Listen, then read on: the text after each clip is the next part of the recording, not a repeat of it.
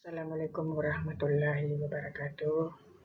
Perkenalkan, nama saya Nuranisa S.Hum M.Hum, dosen mata kuliah Sejarah Peradaban Islam, program studi pendidikan guru Madrasah Ibtidaiyah, Perguruan Tinggi STIDDI Majene, peserta PKDP tahun 2025 PTP UIN Alauddin Makassar. Pada hari ini, saya akan membawakan sebuah video pembelajaran yang berjudul materi pembahasan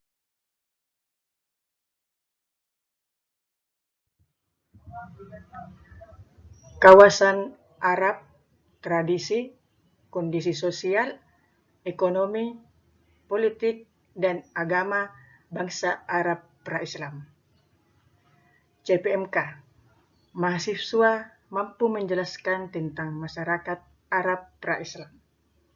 Sub CPMK, mahasiswa mampu menerangkan kondisi bangsa Arab pra-Islam. Model pembelajaran collaborative learning, di mana mahasiswa akan bekerja sama dengan dosen dan merancang sebuah perencanaan yang akan dikerjakan oleh mahasiswa itu sendiri.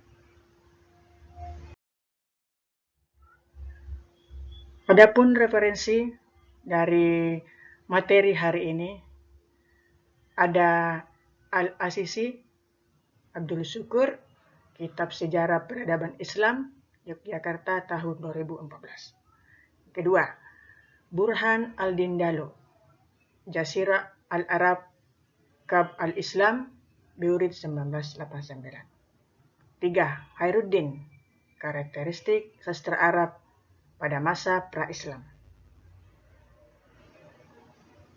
Keempat, Ismail Faisal, Sejarah Kebudayaan Islam tahun 2017. Muhammad Abu Syuhbah, As-Sirah An-Nabawiyah fi Daul Quran wa Sunnah Damaskus, Darul Kalam 1996. Ada Mujahidin Ahmad, Arab pra-Islam, Hubungan Ekonomi dan Politik dengan negara-negara sekitarnya, volume 12, nomor 2, Maret 2003, halaman 12 sampai 13. Ada R.A. Nicholson, A Literary History of the Arab, Cambridge University 1997. Ini ada beberapa referensi yang bisa dijadikan rujukan pada materi hari ini. Ini ada beberapa ya. Selanjutnya, kita masuk ke pokok pembahasan. Sistem religi. Di mana ini dari segi sistem agamanya. Pertama, mayoritas bangsa Arab adalah penganut agama Watsani atau penyembah berhala. Penyebar agama Watsani pertama adalah Amr bin Luhai al-Khuzai. Dialah orang yang pertama membawa patung dari Syam ke Ka'bah. Kedua, sebelum kelahiran Nabi Muhammad SAW, sebagian bangsa Arab di Hijaz atau Makkah, Yastrib, Taif dan sekitarnya sudah memiliki kepercayaan, tradisi, dan pengaruh tiga agama besar saat itu. Ada Yahudi, pembawa agamanya dinisbahkan kepada Nabi Musa. Ada Kristen, pembawa agamanya dinisbahkan kepada Nabi Isa Al-Masih atau Yesus Kristus. Ada Zoroaster atau Majusi, pembawa agamanya dinisbahkan kepada Zarathustra. Ketiga, agama asli bangsa Arab sebelum kelahiran Nabi Muhammad SAW, khususnya Makkah dan sekitarnya, adalah pagan atau penyembah berhala.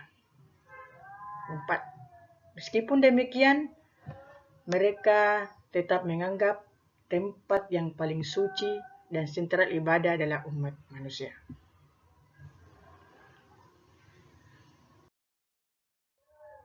Ini beberapa bentuk pemujaan yang dianut oleh bangsa Arab sebelum datangnya agama Islam. Yang pertama, menyembah malaikat. Kedua, menyembah jin, ruh dan hantu. Ketiga, menyembah bintang-bintang. Keempat, menyembah berhala yang terbuat dari batu, kayu, dan logam. Kelima, beragama Yahudi dan Nasrani. Agama Yahudi masuk pada abad ke-14 sebelum Masehi atau 1491. Sedangkan agama Nasrani masuk pada abad ke-4 Masehi. Agama Nasrani berkembang di Jazirah Arab karena mendapat bantuan dari kerajaan Romawi dan Habsyi. Sebelum Islam, orang Arab Quraisy juga percaya pada tahayul. Seperti pertama, di dalam setiap perut orang ada ular. Perasaan lapar timbul karena ular menggigit usus manusia. Kedua, mereka biasa mengenakan cincin dari tembaga atau besi dengan keyakinan untuk menambah kekuatan. Ketiga, bila mereka mengharapkan turun hujan, mereka mengikatkan rumput kering pada ekor kambing. Jadi, ini adalah orang Arab Quraisy yang percaya pada tahayul. Dari segi tradisi masyarakatnya. Pertama, ada syair. Kedua, minum khamar. Ketiga, menikahi janda ayah sendiri. Keempat, menganggap hina kaum perempuan. Kelima, menguburkan anak perempuan. Keenam, pandai membaca saat itu hanya sedikit. 7. Perbudakan tidak manusiawi.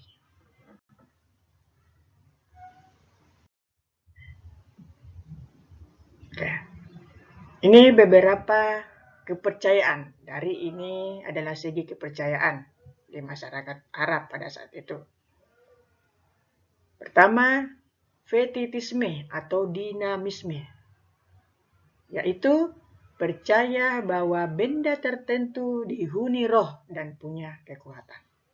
Kedua, totemisme, yaitu pengultusan terhadap hewan atau tumbuhan, sehingga banyak yang menggunakan namanya dengan nama binatang seperti asad atau singa, sa'lab atau musang, ada hiro atau kucing, dan lain-lain.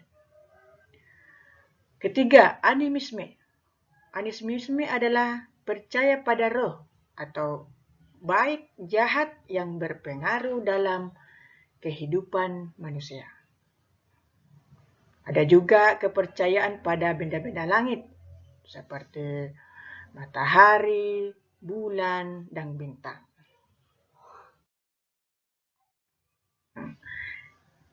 Sistem sosial politiknya. Sistem perpolitikan masa itu sekitar pada abad 6 Masehi sangat didominasi oleh dua kerajaan besar.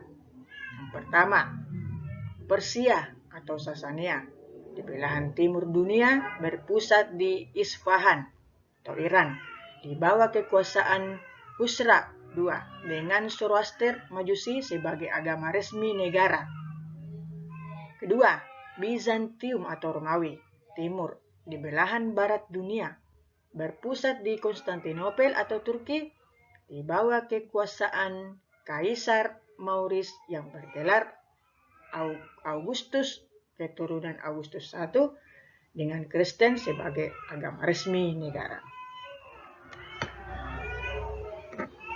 Pada tahun 410 Masehi, kerajaan Romawi Barat runtuh, dihancurkan oleh serbuan bangsa Gotia atau dari wilayah Jerman dan Prancis.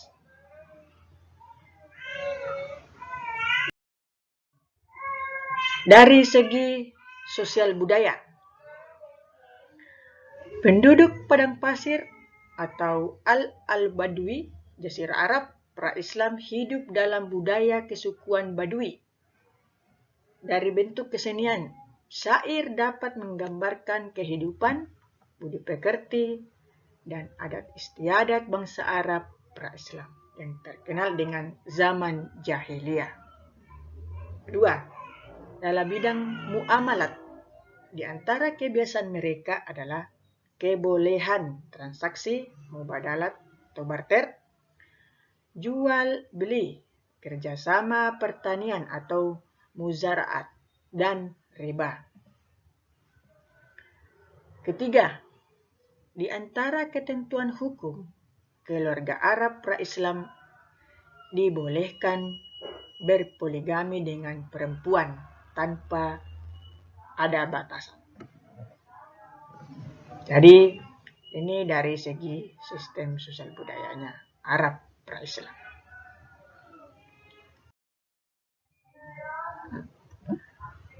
Dari sistem ekonominya, di mana Jazirah Arab terletak pada jalur perdagangan antara Syam dan Tiongkok Cina. Adapun sumber ekonominya utama yang menjadi penghasilan orang Arab sangat dikenal dengan bisnis dan perdagangannya. Kedua, orang Quraisy biasa mengadakan perjalanan ke negeri Syam pada musim panas dan ke negeri Yaman pada musim dingin. Jadi ini orang Quraisy kuat mengadakan perjalanan dan berdagang ke negeri Syam, di mana negeri Syam itu adalah negeri yang sangat panas cuacanya, dan ke negeri Yaman itu adalah negara yang dingin. Kota-kota mereka masih menjadi kota-kota perniagaan sampai kehadiran Nabi Muhammad SAW. Jadi dari sekian kondisi sosialnya, agamanya, tradisinya, politiknya, kita harus